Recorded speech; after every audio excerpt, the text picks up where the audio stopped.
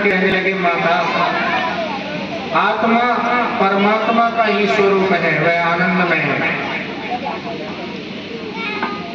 यह मन आत्मा पर अनेक आरोपित करता है, किए गए कर्मों को आरोपित करता है। इसलिए जो अमल थी वो मैली हो गई है।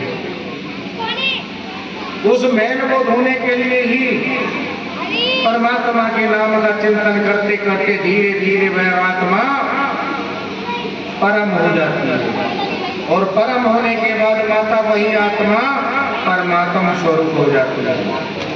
जो तुम्हारा स्वरूप है वही परमात्मा का स्वरूप है। शीतलता जिस तरह जल का स्वरूप है, उसी तरह आनंद परमात्मा का स्वरूप है। सुख दुख स्थिर नहीं है, वे भुलाए जाते हैं। सुख दुख आत्मा का सहज स्वरूप नहीं है, वे तो मन के धर्म है। आत्मा गुलाबी रंग की दिखाई पड़ती है। हे माता, आत्मा शुद्ध है, स्वयं परमात्मा अपने में आरोप कर लेती है। सुख दुख मन की अनुभूति है। व्यवहार में भी लोग कहते हैं मेरे मन को बहुत त्रास हुआ या मेरे मन को दुख हुआ। मन को दुख हुआ, इसकी पहचान किसे है? जिसे है वही आत्मा। व्यवहार में लोग कहते हैं कि मेरा मन बिगड़ गया। अरे बिगड़ा हुआ मन जिसे दिखाई पड़ता है वह आत्मा है। आप बिगड़े हुए मन के सुधारक हैं। आप तन नहीं है और मन भी नहीं है, आप मन के साक्षी हैं। हे माता, सावधान होकर विचार करिए, संसार बिगड़ा नहीं है, केवल मन बिगड़ा है। आपके मन को कौन सुधार सकता है? अपने मन को आप स्वयं सुधार सकेंगे। एक विद्यार्थी ने एक बार सवाल किया, महाराज आपकी बातें सत्य हैं, बुरी चीजें देखने से आंखें खराब हो जाती है, मन भी खराब होता है। मुझे सिनेमा देखने की बहुत गंदी आदत हो गई है। जब मैं छोटा था मेरे माता पिता मुझे सिनेमा देखने ले जाते थे। मुझे ऐसी बुरी आदत हो गई, जब तक मैं 8-10 दिनों तक सिनेमा नहीं देखता तो बेचैन रहता हूँ। मैं समझ रहा हूँ कि सिनेमा देखने से आंखें बिगड़ रही हैं, मन बिगड़ रहा है, मैं समझकर दुखी हो रहा हूँ। यह जो वासना है उसके विनाश का रास्ता दिखलाइए। तो महाराज ने कहा कि तुम आज से ऐसी इच्छा रखो कि परीक्षा में प्रथम कक्षा में पास होना है। परीक्षा में प्रथम अंक लाने की जब वासना बढ़ जाएगी तो पुस्तक प्रेम बढ़ जाएगा, और जब पुस्तक प्रेम बढ़ जाएगा तो धीरे धीरे सिनेमा की वासना कम हो जाएगी। कपिल नारायण माता की वासना से मन बिगड़ता है, वही मन अलौकिक वासना में रहने से सुधर जाता है। यह मन पानी के समान है। माता, पानी कभी ऊपर नहीं चढ़ता, पानी हमेशा ऊपर से नीचे गिरता है। आकाश से छप्पर पर, छप्पर से फिर धरती पर गिरता है, धरती से गटर में गिरता है, ऊपर नहीं चढ़ता। पानी का स्वभाव है, मन ऊपर चढ़ना नहीं चाहता। संसार वृक्ष का मूल परमात्मा ऊपर है, पर मन की गति नीचे है। मन ऊपर नहीं जाता, मन नीचे जाता है, मन गर्त में गिराता है। हे माता, मन पाप करता है। किसी का सुंदर बंगला देखकर उस बंगले का चिंतन करता है कि बंगला सुंदर है। अरे बंगला सुंदर है, पर तुम क्या इसमें रहने वाले हो? परंतु वह निरंतर चिंतन करता है। दूसरी की संपत्ति का व्यर्थ में चिंतन करता है। अरे तुम्हारे प्रभु ने जो तुम्हें दिया है वह इंद्र के राजमहल से भी अच्छा है। ऐसा अपने मन में संतोष रखो। पर संपत्ति का चिंतन मन करता है तो मन समझ रहा है कि यह मेरा नहीं है, यह कभी मुझे मिलने वाला भी नहीं है। मन सब जान रहा है, फिर भी मन की ऐसी आदत हो गई है, मन ऊपर की ओर नहीं जाता, वह नीचे की ओर गिरता है। परंतु हे माता, यंत्र का संग होने पर पानी चढ़ता है। एक मंजिल से दूसरी मंजिल, दूसरी से तीसरी, 5वीं 6वीं हजारों मंजिल तक पहुंच जाता है। यंत्र के संग से जिस तरह तो मन भी उधर गति पाता है। परमात्मा के चरणों तक पहुंच जाता है। परमात्मा दिखाई नहीं देते, प्रश्न आ सकता है कि जो परमात्मा दिखाई नहीं देते उनसे प्रेम कैसे करें? नाम तो दिखाई देता है। परमात्मा ने संसार में अपना रूप छिपाया परंतु नाम प्रकट किया। कोई परमात्मा को पकड़ भी नहीं सकता। कदाचित परमात्मा दिखाई पड़े तो वह पकड़ नहीं सकता। परमात्मा के नाम को सब पकड़ पाते हैं। परमात्मा सत्संग करने से बिगड़ा हुआ मन शुद्ध हो जाता है। रोज नियम से सत्संग करो। ज्ञान वैराग्य में जो आगे बढ़े हैं ऐसे संतों का संग मन को शांत करता है। उनका मन से सत्संग करिए कि सत्संग करने की मेरी बहुत इच्छा हो रही है पर सच्चे संत मिलते हैं। कपिल नारायण समझाते हैं माता, सच्चे संत दुर्लभ है, ये सच है, परंतु धरती की आराधना करते हैं, धरती की साधना करते हैं, उनके प्रभाव से ही अनाज उत्पन्न होता है। ये माता संत है, संत पृथ्वी को स्थिर कर रही है। माँ तुम सत्संग करो। संत को पहचानना बहुत कठिन है। संत बनने से पहले स्वयं संत बनने का प्रयास करें। जब आप संत हो जाएंगे तो प्रभु स्वयं आपको किसी संत के दर्शन, साधु संत की परीक्षा जाति से भी नहीं हो, सुंदर व्याख्यान दे सकता है। संत की परीक्षा मनोवृत्ति से होती है। जिसका मन परमात्मा के चरणों में ही रहता है। मन जब परमात्मा के नाम को भूलता है तब अशांत होता है। संतों का तल कहीं भी हो तो उनका मन परमात्मा के चरणों में ही लगा रहता है। परमात्मा के नाम में वे सदा लीन रहते हैं। संत सुख दुख लाभ हानि मान अपमान को महत्वता नहीं देते। सुख पाने पर वे खुश नहीं होते, दुख आने पर वे हाय हाय नहीं करते। अति प्रतिकूल परिस्थिति में जिनका मन शांत रहता है उन्हें ही सच्ची शांति मिलती है। मन के अनुसार सब कुछ होता रहे और फिर मन शांत रहे तो इसमें क्या आश्चर्य है। संत की प्रतिकूल परिस्थिति में भी किसी की गालियों से, किसी के तिरस्कार से, बहुत हानि होने पर भी मन को शांत रखते हैं। जिसके मन पर संसार के सुख दुख का मान अपमान का असर नहीं होता।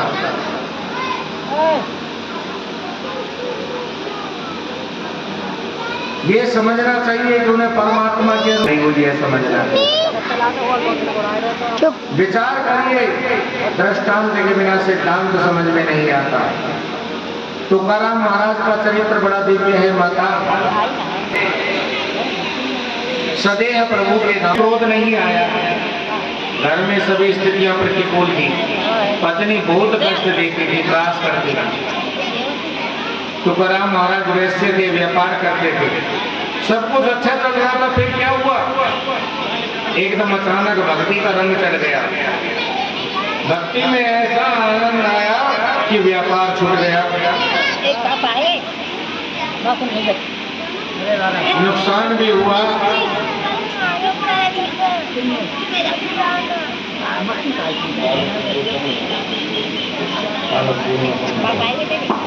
भैया कल हमने आज फिर कह रहे हैं तुम तो कथा सुनती हो, अच्छी बात है, लेकिन पान करने को थोड़ा थोड़ा ध्यान रखो।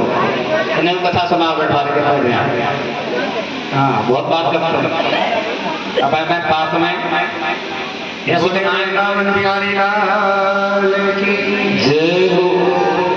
शांति से कथा सुनाओ, बच्चों को भी बैठाओ अपने पास में, क्योंकि बच्चों के अंदर संस्कार बहुत जल्दी आते हैं। बच्चों पर भक्ति का प्रभाव बहुत जल्दी पड़ता है। उनके हाथ में फोन दे दोगे तो वो फोन जैसा ही आचरण करेंगे, क्योंकि फोन कभी भी बच सकता है। ऐसे ही बालक कभी भी कैसा आचरण कर सकता है। इसलिए बच्चों के अंदर संस्कार डालना जरूरी है। आज तुकाराम महाराज का व्यापार छूट गया, नुकसान हुआ।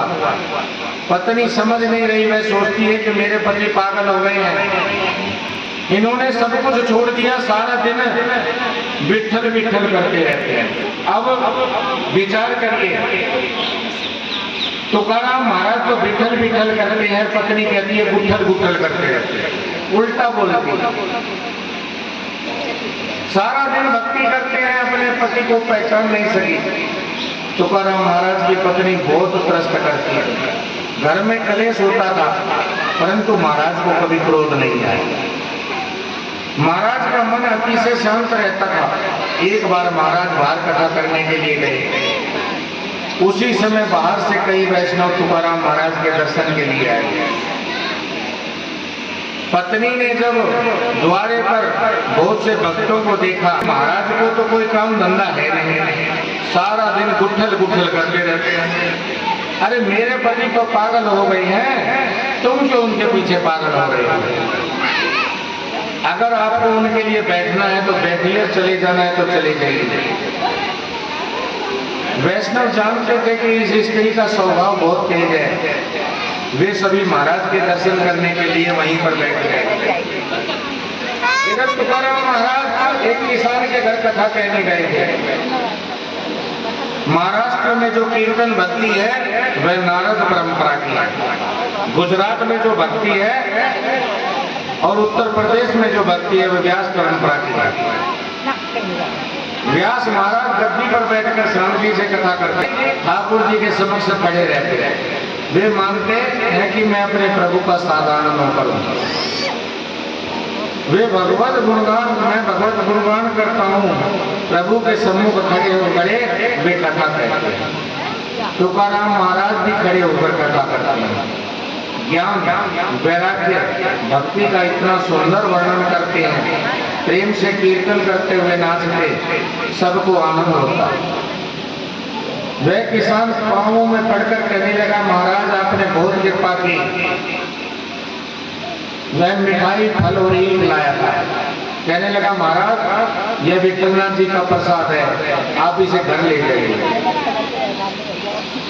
जब तुकाराम महाराज ने प्रभु के प्रसाद के रूप में ले जाने की बात सुनी तो महाराज ना नहीं कह सके।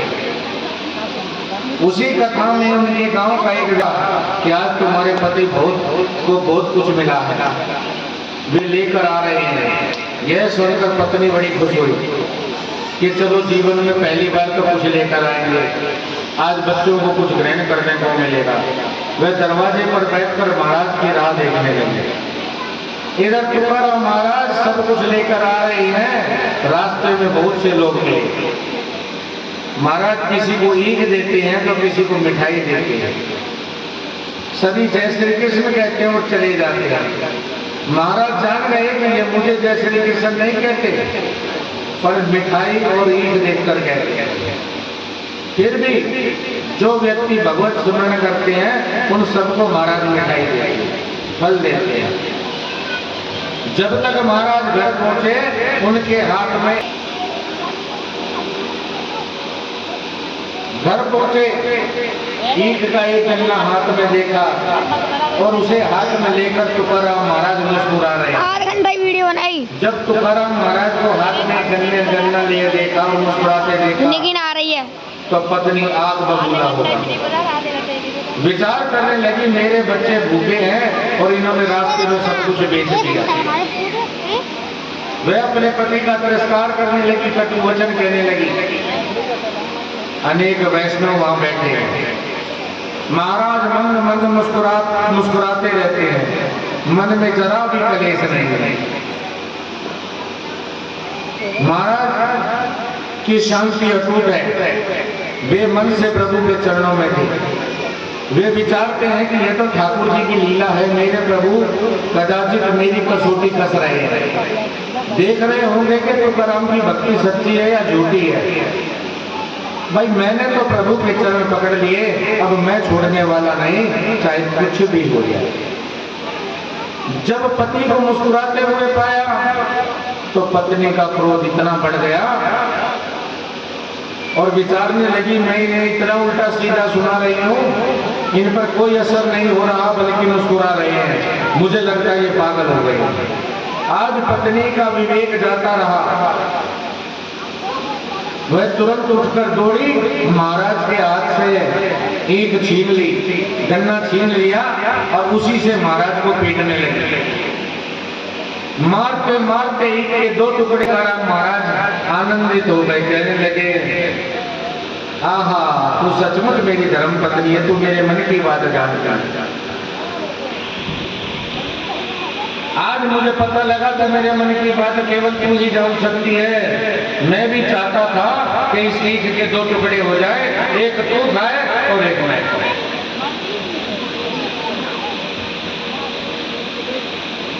लो, एक टुकड़ा तुम लो और दूसरा मुझे दो।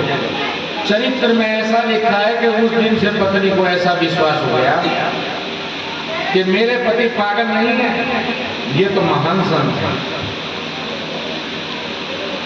मैंने एक बार नहीं अनेक बार इनका तिरस्कार किया, पर इन्हें कभी क्रोध नहीं आया। इनकी आंखों में सदा प्रेम रहा, मेरे लिए इन्होंने सदा अच्छा ही कहा, कभी बुराई नहीं की। आज पत्नी ने पति के चरणों में मस्तक झुकाया, बोली कि मेरी भूल हो गई है, मैं आपको पहचान नहीं सकी, आप महान हैं। उसी समय महाराज ने कहा कि नहीं नहीं देवी, ये तो मेरे प्रभु की लीला है। तो संत प्रत्येक परिस्थिति में अपने मन को शांत रखते हैं। संत संसार सुख को समझकर मन से त्याग करते हुए जानते हैं कि एक दिन सब कुछ छोड़ना पड़ेगा, अनिवार्य रूप से छोड़ना पड़ेगा, तब बहुत त्रस्त भी होना पड़ेगा। समझकर छोड़ने पर बहुत सुख मिलता है। अपने मन को बार बार समझाइए, संसार के सभी सुख क्षणिक हैं, संसार के सभी सुखों के अंत में दुखी दुख है। संसार के विषय वैभव आपको त्याग दे, इससे पहले आप उनका त्याग कर दो। ये माता, भक्ति करने की आदत डालो।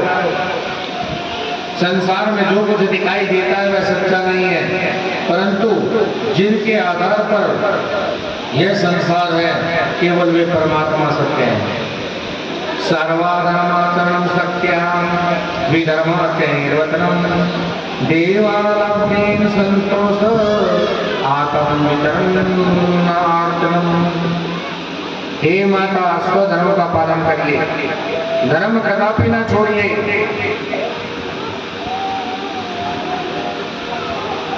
कई लोग अति उपवास करते हैं, उपवास से भीतर भूल जाते हैं। ऐसे व्यक्ति सारा दिन दाल चावल आदि को याद करते रहते हैं, विचार करते हैं मैंने कुछ नहीं खाया, मैंने कुछ नहीं खाया। अरे प्रभु बुलाए जाए और अन्न का सुमरण हो तो क्या सार्थक। उपकार है सामने और वास का अर्थ रहना। हर घड़ी हर पल परमात्मा के चरणों में रहने का नाम उपवास है।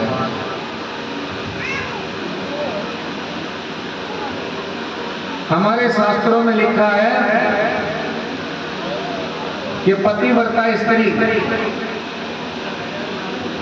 को और कोई उपवास नहीं करना चाहिए, केवल पतिव्रता स्त्री और पति के लिए 4 उपवास हुआ, 2 एकादशी, पूर्णिमा और अमावस्या। इनके अलावा उनके लिए और कोई उपवास नहीं।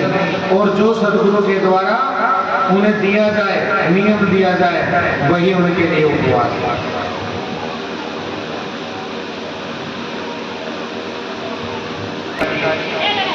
और बैठकर तेजो में परमात्मा के स्वरूप का ध्यान करिए।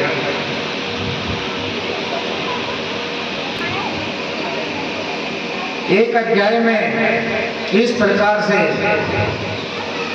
समझाया, फिर 2 अध्यायों में संसार यात्रा का वर्णन किया गया। भगवान कपिल देव कहते हैं, माता, जो परमात्मा को भूला है वह चाहे सुख भोगता रहे, पर अंत में उसे दुख भोगना ही पड़ता है। इसके दुखों का अंत नहीं आता। वृंदावन में एक संत रहते थे, वे सारा दिन भक्ति करते, ध्यान करते, जप और सेवा करते, पाठ करते। संत ने निश्चय किया कि मन एक ही है, मन अगर भक्ति नहीं करता तो पाप करेगा। वे सारा दिन भक्ति करते। एक बार ऐसा हुआ, महाराज जब शांति से राधा कृष्ण का ध्यान कर रहे थे, तब एक बिल्ली चूहे को मारने के लिए दौड़ कर आई और घबराया हुआ चूहा महाराज की गोद में आकर बैठ गया। संत एकदम ध्यान से जाग गए और चूहे को अब तुम्हें कोई नहीं मारेगा,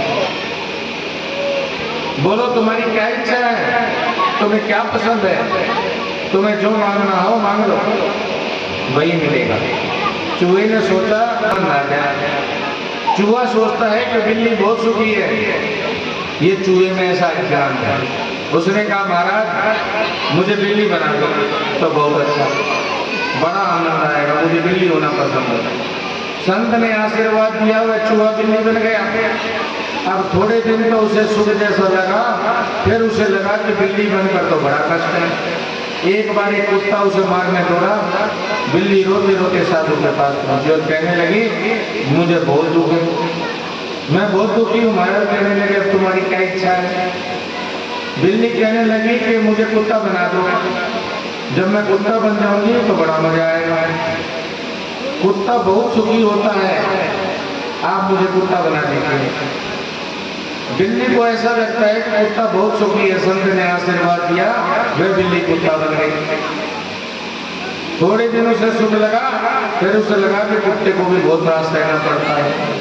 एक बाघ कुत्ते को मारने आता है, कुत्ता रोते रोते महाराज के पास जा पहुंचा, कहने लगा महाराज मुझे बहुत दुख है। संत ने कहा तुम्हारी क्या इच्छा है? कुत्ते ने कहा महाराज मेरी ऐसी इच्छा है कि एक बार मैं बाघ बन जाऊं,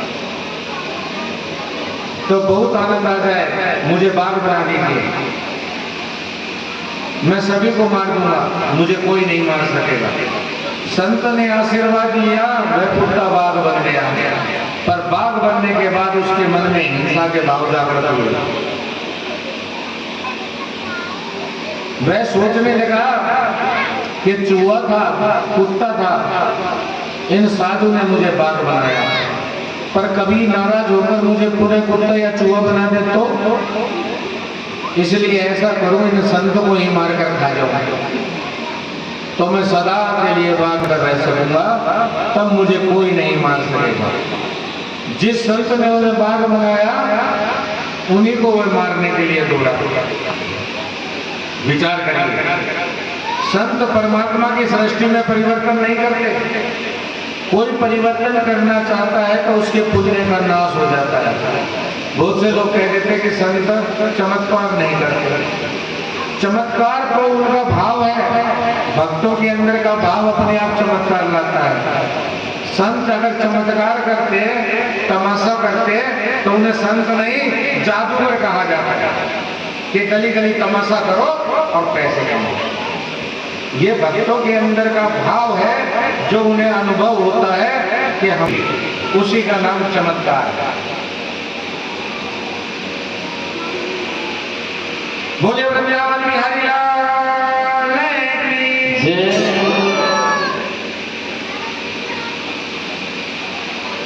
संत परमात्मा की सृष्टि में परिवर्तन नहीं करते। कोई परिवर्तन करना चाहता है तो उनके पुण्यों का नाश हो जाता है, बाद में उन्हें पछताना पड़ता है। 6 महीने की एक बात बोलने मात्र से तपस्या चली जाती है। संत ने कहा प्रभु ने तुझे चूहा बनाया था, मुझे दया आया और मैं अपना बुद्धिमानी करने गया, अब तुम मुझे ही मारने दौड़े हो, तुम चूहे थे वही अच्छा, अब तुम पुनः चूहा हो जाओ। वह बात चूहा हो गया। अब थोड़ा सा शांत भाव से विचार करो कि यह किसी चूहे बिल्ली की कथा नहीं है, यह हमारी ही कथा है। यह जीव एक बार चूहा था, बिल्ली था, एक दिन कुत्ता भी था। विचार करिए, मानव कभी कभी पशु के समान भी बोलता है, पशु के सदृश क्रिया भी करता है। पशु के संस्कार जागने पर वह पशु तुल्य हो जाता है।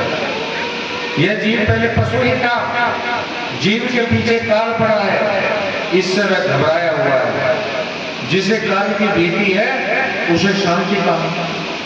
एक बार जीव प्रभु की गोद में गया, प्रभु को दया आ गई, प्रभु ने दया करके उसे मानव बनाया। उसे ऐसी शांति दी, ऐसी बुद्धि दी कि मानव बनकर वह शक्ति का, बुद्धि का सदुपयोग कर सके। मानव निरंतर भक्ति करने की आदत डाले और काम पर विजय प्राप्त करके काल पर भी विजय प्राप्त कर ले। जीव को शांति नहीं है। परमात्मा ने विजय पाने के लिए, काल और काम पर विजय प्राप्त करने के लिए, मरण सुधारने के लिए जीव को मानव बनाया। पूर्व जन्म में मरण बिगड़ा, उसको सुधारने के लिए मानव जन्म मिला। मानव को ऐसी बुद्धि दी, ऐसी शक्ति दी कि शांति से सोचने पर वह पाप छोड़ सकता है, पुण्य कर सकता है, निरंतर भक्ति भी कर सकता है। प्रभु ने कृपा, पर मानव बनने के बाद कुसंग से, अशिक्षा से वह बिगड़ गया। वह ऐसा हो जाता है, प्रभु को नहीं मानता। कई लोग ऐसा कहते हैं कि ईश्वर कहाँ है, मैं ईश्वर को नहीं मानता हूँ। कई व्यक्ति ईश्वर को मानते हैं पर उन्हें भक्ति करने की फुर्सत नहीं है। ऐसे व्यक्ति ईश्वर को माने या ना माने समान ही है। प्रभु कहते हैं, बेटा तुम मुझे नहीं मानते तो याद रखना, तुम्हें फिर से चूहे से कुत्ता बनाऊंगा। तुम कहां भाग कर जाओगे, मेरे द्वारा तुम बच नहीं सकते।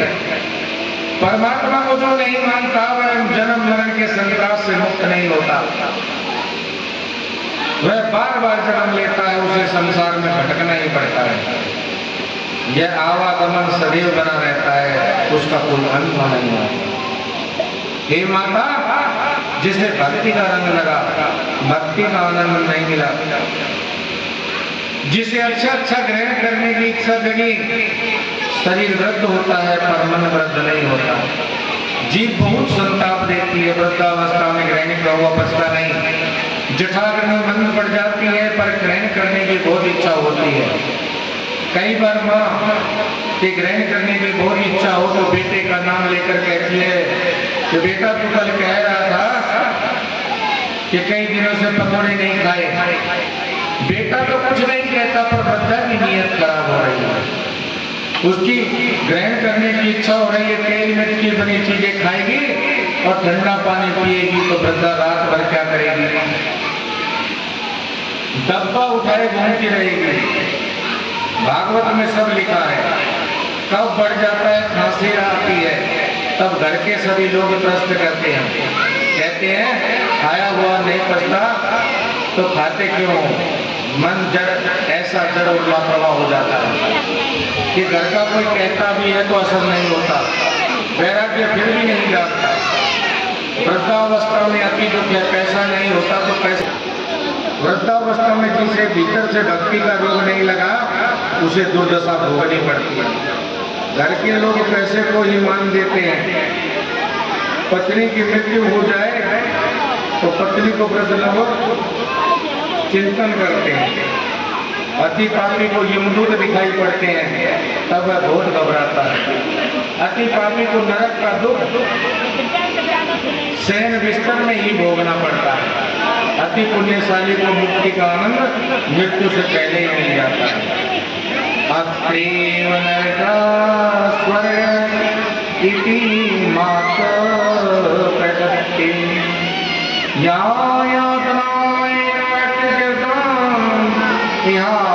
व्यक्ति प्रीति पुण्यशाली देवलोक में जाते हैं जिन्हें निरंतर भक्ति की है।